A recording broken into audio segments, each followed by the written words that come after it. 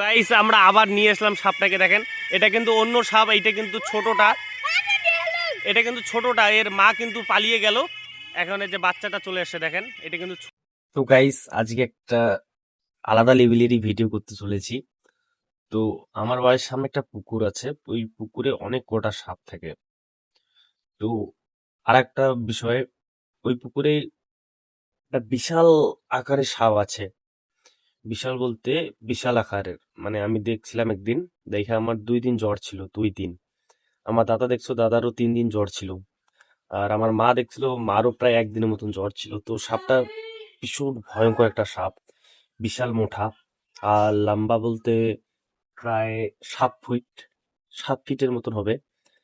তো গাইস আমি চেষ্টা করব আজকে, আমি ইউটিউবে সাপের যে মিউজিকগুলো হয়, মিউজিকগুলো চালিয়ে আমি দেখব ওই পুকুরে যে ওই সাপটা আদৌ আসে কি আসে না।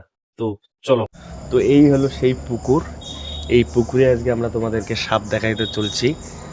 আমি ইউটিউবে মিউজিক দিয়ে সাপ আনার চেষ্টা করব, দেখি সাপ আসে কি আসে না। তো ফাইনালি গাইস সাপ চলে আসছে, দেখতে পাচ্ছেন আপনারা। মিউজিক বাজিয়ে সাপ নিয়ে আসলাম, এই যে দেখেন সাপ চলে আসে। এই দেখেন মিউজিক চলছে কিন্তু ইউটিউবে।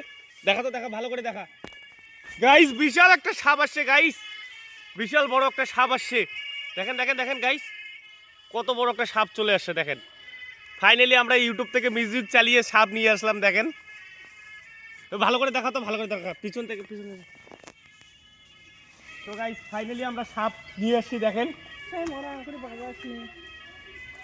এই যে ইউটিউবে মিউজিক চালিয়ে আমরা সাপ নিয়ে আসছি। দেখেন ওই দেখেন সাপ এখন জঙ্গলে ঢুকতেছে ভয়ে, আমারও ভীষণ ভয় ভয় করতেছে। আর আইসে আবার সবল না মাইরা দেয়। তো এখন জঙ্গলে ঢুকে গেল সাপ।